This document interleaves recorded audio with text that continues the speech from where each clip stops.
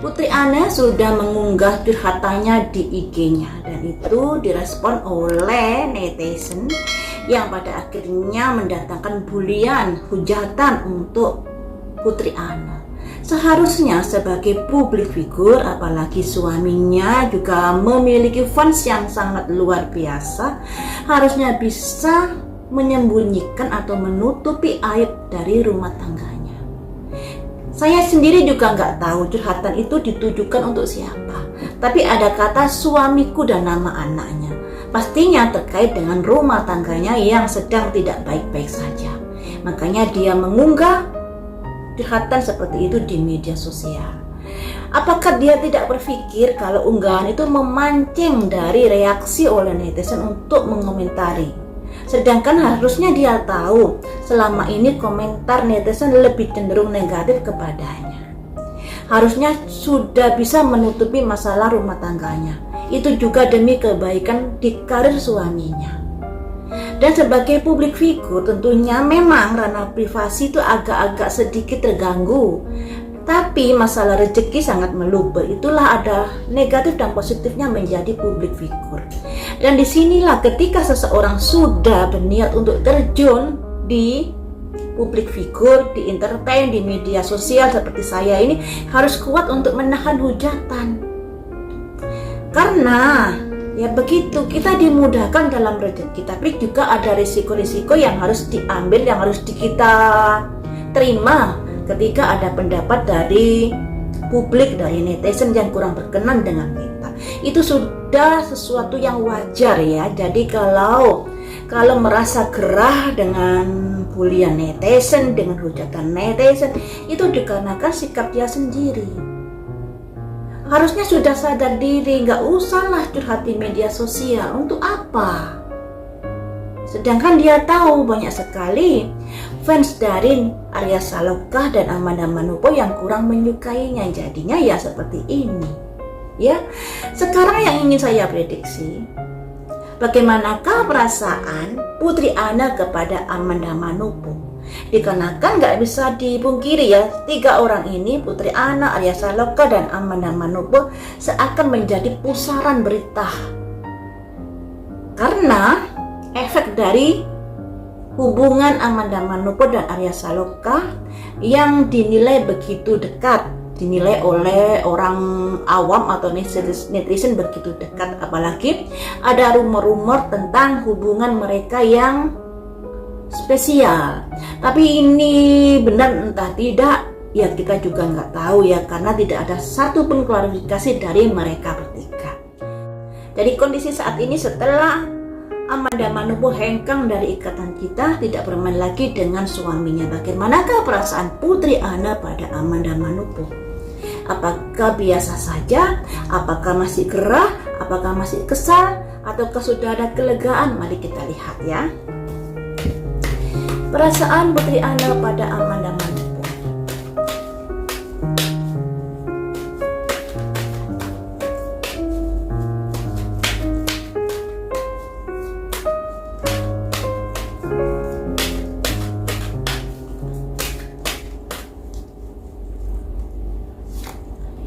Ada simbol masih kurang bisa fokus di sini. Jadi Putri Ana ini orangnya memang karena emosinya mudah terpancing sehingga kurang bisa fokus pada sebuah tujuan hidup, mudah terpengaruh dengan pendapat netizen dan lain sebagainya, juga mudah pengaruh dengan berita-berita yang ada di media sosial. Di sini dia juga kurang fokus dalam menyikapi perasaannya dengan Amanda Manopo. Jadi masih angin-anginan seperti itu, kadang kesel, kadang enggak dan lain sebagainya. Selanjutnya perasaan Putri Ana pada Amanda Manopo. Ada kabar-kabar baik. Kabar-kabar baik ini tentunya terkait dengan Amanda Manopo yang hengkang dari ikatan cinta, tidak main bareng lagi dengan Arya Saloka. Kemudian perasaan Putri Ana pada Amanda Manopo. Ada rencana-rencana ke depannya. Rencana apakah? Sebuah kekuatan di sini. Oh, jadi begini. Jadi begini teman-teman, dia perasaannya memang mudah terombang-ambing dengan berita-berita yang berseliweran dan mudah terpancing. Dengan adanya amanah manopo hengkang dari ikatan cita, itu merupakan kabar baik yang dia terima. Sebuah kabar baik yang dia terima terkait dengan pekerjaan suaminya. Dan di sini setelah dia hengkang, maksudnya setelah amanah manopo hengkang dari ikatan cita, mulailah dia merencanakan sesuatu. Perencanaan sesuatu ini terkait dengan keluarganya tentunya. Tapi caranya ini ada simbol raja bawa pedang, the emperor. Ada kondisi-kondisi yang terlalu keras atau terlalu banyak aturan yang kaku pada Arya Saloka. Selanjutnya, mari kita gali lagi. Bagaimanakah perasaanmu setelah amanah manopo hengkang dari ikatan cinta? The lovers ingin membangun kembali hubungannya dengan suaminya. Membina sebuah rumah tangga yang lebih baik lagi, bagus ya. Jadi yang namanya seorang bermimpi itu bagus. Memiliki keinginan untuk bisa harmonis lagi hubungannya itu sebuah cita-cita yang sangat mulia. Tapi tolong jangan terlalu kaku dan terlalu protek membuat Arya Saloka. Karena kalau terlalu kaku membuat suaminya ini tidak nyaman di sisinya. Di sini ada the emperor, ya. Emperor seseorang yang memiliki kekuatan, yang merasa dirinya bisa untuk menekan seseorang, membuat aturan dan lain sebagainya. Atau sifat arogansi juga bisa artinya. Selanjutnya, apa yang akan dilakukan Putri Ana setelah amanah manopo hengkang dari ikatan cinta? Berusaha untuk melalui masa-masa sulit terkait rumah tangganya. Saya ambil 10 ya, selanjutnya. Tapi di sini belum tahu apakah yang dilakukan atau impiannya ini bisa sesuai dengan apa yang diharapkan. Tapi di sini ada kekhawatiran, ada was-was dalam melangkah. Mengapa seperti itu? Sebelum melangkah kamu sudah curiga dulu. Mengapa? Karena di sini ada seseorang atau ada perasaan yang sudah singgah di hati suaminya.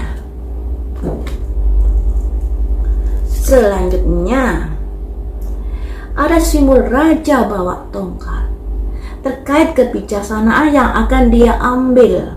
Makanya dia juga agak ragu-ragu terhadap apakah saya melangkah seperti ini nanti suami saya bisa dekat dengan saya atau tidak, ya.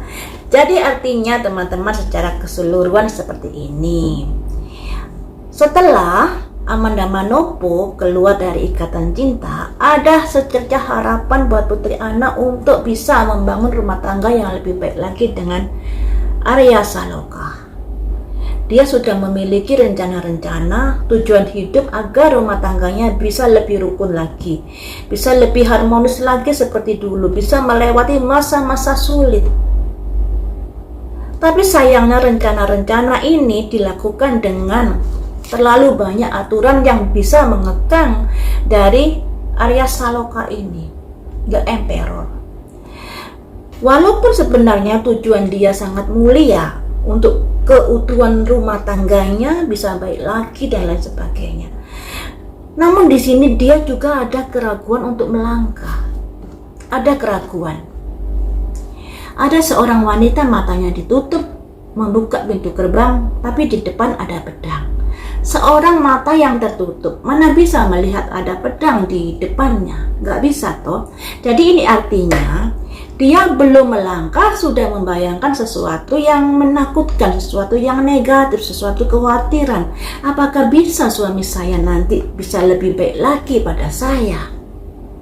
Ada keraguan-keraguan seperti itu. Mengapa ragu? Dikarenakan dia tahu hati Arya Saloka sudah ada orang lain. Makanya di sini dia ingin bisa mengusahakan agar Arya Saloka bisa dekat dengannya.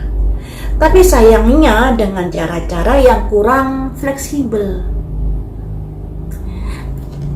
Yang membuat rumah tangga bisa bertahan lama itu adalah saling toleransi, saling mengasihi, tentunya juga cinta, saling bisa mengerti dan bisa memberi perasaan nyaman. Kalau merasa nggak nyaman, tentunya pasangannya ini akan berusaha menjauh. Kalau sudah menjauh dan terlalu jauh, akhirnya juga agak sulit untuk bisa kembali lagi seperti semula. Ya, makanya di sini saya ingin mencari nasihat dari semesta, membuka nasihat dari semesta untuk Putri Ana ini agar rumah tangganya lebih rukun lagi. Apa yang harus dilakukan buat Arya Saloka? Karena kalau dilihat dari sini sebenarnya Putri Ana sudah berjuang keras untuk bisa membuat rumah tangganya rukun kembali. Walaupun caranya ini agak salah ya, terlalu keras dia. Tapi memang karakter Putri Ana memang seperti itu, karakter bawaan dari lahir.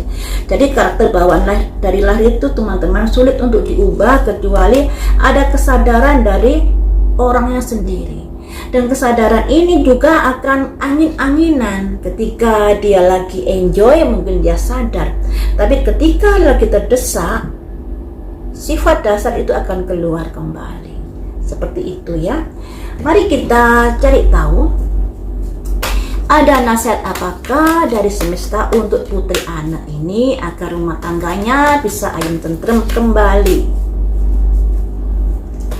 Ada nasihat apakah buat Putri Ana ini agar rumah tangganya ayem tentrem kembali.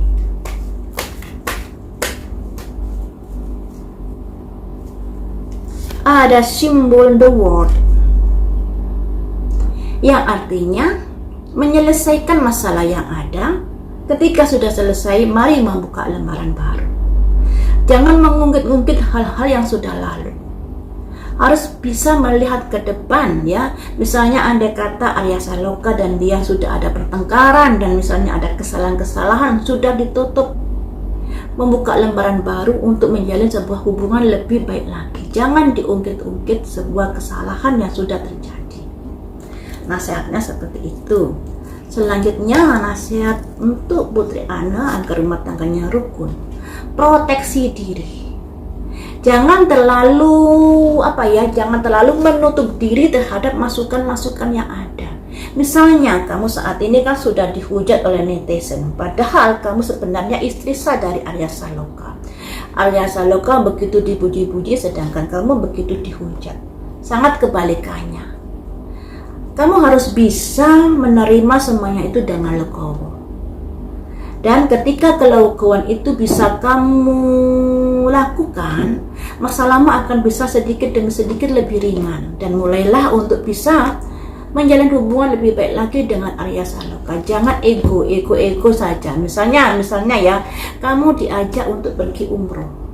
Kamu istri saya, nggak usah tahan harga atau nggak usah merasa nggak baik-baik saja ketika ikutlah karena kamu adalah istri saya.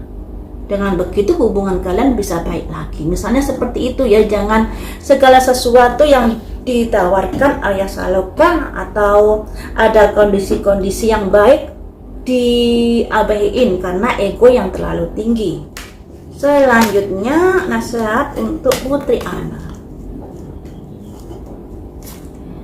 Ego keluar, ego lagi-lagi ego. Saya kalau memprediksi Putri Ana dan Arya Saloka ini seringkali ego yang keluar, yang memang karena ego mereka berdua ini sangat tinggi sekali.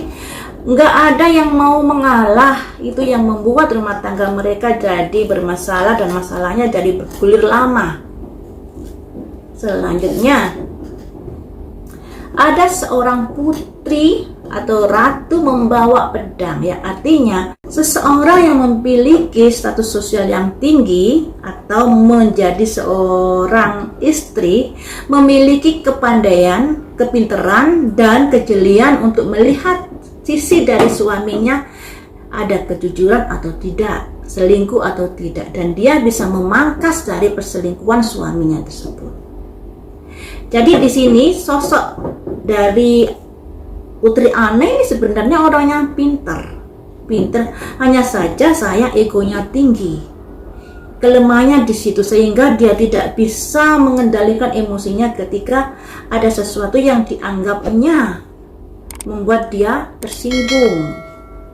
Selanjutnya nasihat untuk Putri Ana,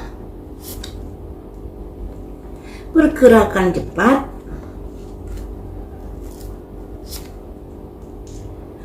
menenangkan diri. Jadi seperti ini ya. Nasihat semesta untuk Putri Ana adalah menutup lembaran lama, membuka lembaran baru. Kalau ada sesuatu masalah yang sudah terjadi di masa lalu yang membuat rumah tangganya terkoyak, lebih baik ditutup, membuka lembaran baru dengan suaminya agar suaminya bisa lebih nyaman lagi. Jangan diungkit-ungkit lagi masalah yang sudah lalu ketika ingin rumah tangganya menjadi nyaman, menjadi damai. Kemudian juga ada proteksi diri. Kamu kalau terlalu memproteksi diri yang ada, kamu akan sulit bisa dekat dengan suami. Proteksi diri bisa diartikan karena ego yang terlalu tinggi, yang menutup diri atau merasa enggan untuk bisa bersama lagi, padahal sesungguhnya hatinya ingin bersama, ya.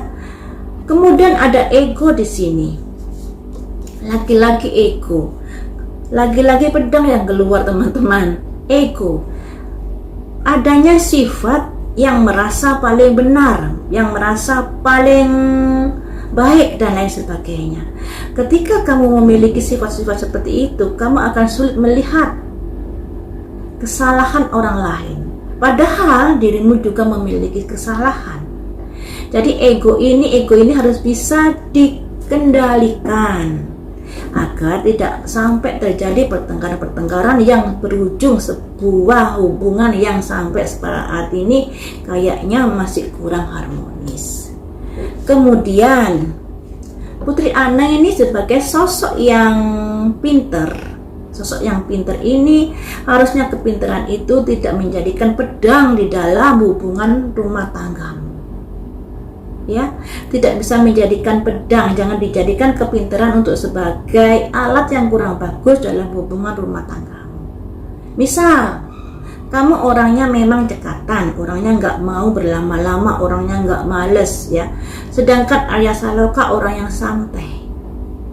Dengan kepintaranmu itu mungkin kamu nggak serantan atau nggak sabaran terhadap sepak terjang Arya Saloka dalam menyelesaikan atau dalam pekerjaan di rumah tangga.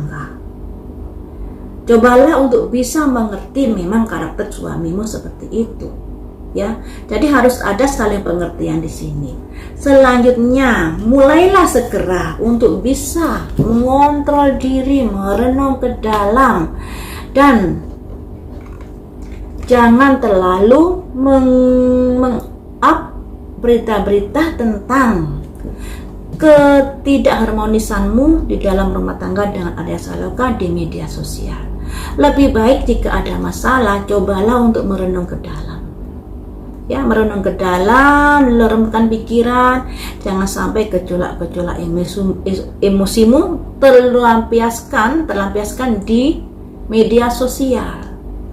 Karena Putri Ana ini memang orangnya sulit untuk bisa mengendalikan emosinya. Dan itu juga sudah bawaan karena dari garis-garis wajahnya terlihat jelas kalau dia memang agak keras kepala orangnya. Dan disinilah teman-teman, yang namanya manusia, yang namanya keluarga selalu ada masalah-masalahnya. Keluarga saya, keluargamu, keluarga orang lain selalu ada masalahnya. Tinggal bagaimana kita menyikapi setiap masalah yang ada. Orang rumah tangganya terlihat adem ayem. Kenapa? Karena dia tidak mengumbar masalah rumah tangganya di media sosial. Andai kata kamu mengerti lebih dekat keluarga tersebut, pasti keluarga tersebut juga punya masalah. Seperti yang dialami Putri Ana dengan Arya Saloka ini. Ada masalah dalam rumah tangganya, tapi ya begitu, apalagi mereka ini adalah public figure. Janganlah di-up di media sosial, ibaratnya kamu memancing ikan di air keruh. Sudah air keruh kamu kasih kail.